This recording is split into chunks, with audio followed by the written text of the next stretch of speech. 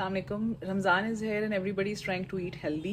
लेकिन मेरे ख्याल से एक कोर मिस्टेक जो हम लोग करते हैं वो ये है कि हम किसी एक फूड ग्रुप को कम्प्लीटली अपनी डाइट से निकाल देते हैं। और अक्सर आपने वेलनेस इन्फ्लुएंसर्स और बाकी लोगों को भी यही कहते हुए सुना होगा कि जी चीनी बिल्कुल खानी छोड़ दें, फैट बिल्कुल छोड़ दें। ये एक तो हेल्दी अप्रोच नहीं है और दूसरा ये सस्टेनेबल भी नहीं है। बहुत लंबा अरसा ये नहीं कर सकते। कुछ साल पहले जब बड़ी बड़ी कंपनीज ने प्लांट बेस्ड ऑयल बनाने शुरू किए तो उन्होंने कहा कि जी ये जो एनिमल सोर्स का फैट है ना ये बिल्कुल सेहत के लिए नुकसानदेह है, तो शरियाना ਦੇ ਵਿੱਚ ਜਾ ਕੇ ਉਹਨਾਂ ਨੂੰ ब्लॉक कर देता है, बिल्कुल ना खाएं। अब जब ऑर्गेनिक का दौर वापस आ गया है और अब वही बड़ी बड़ी कंपनीज जो है वो देसी घी बनाना शुरू हो गई हैं गोरों की, तो अब उन्होंने नई रिसर्चेस करके हमें ये बताया है कि नहीं जी असल में तो देसी घी हेल्दी है और आपको वो खाना चाहिए और प्लांट बेस्ड जो ऑयल है वो तो सेहत के लिए अच्छे नहीं। हाँ, ये बात दुरुस्त है कि जैसे जैसे साइंस ने तरक्की की है, बहुत सारे फूड ग्रुप्स के बारे में, बहुत सारे फूड्स के बारे में हमें जो चीज़ें नहीं पता थी अब हमें वो पता है।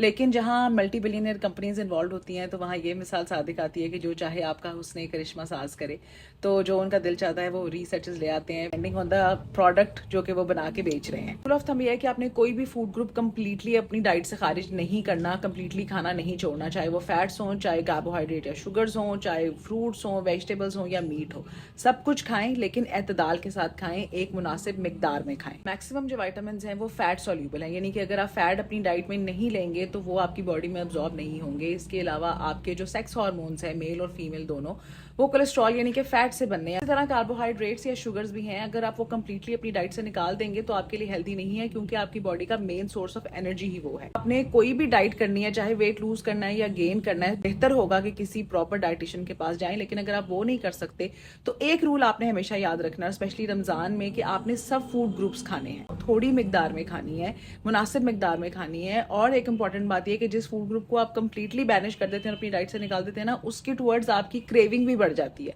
फिर आप उस क्रेविंग को सप्रेस करने के लिए 6-7 और चीजें खाते हैं जो शायद कैलोरिक काउंट में उससे कहीं ज्यादा हो जाए। सो रिमेंबर, ईट एवरीथिंग लेकिन एक मुनासिब मिकदार में। हैप्पी रमजान।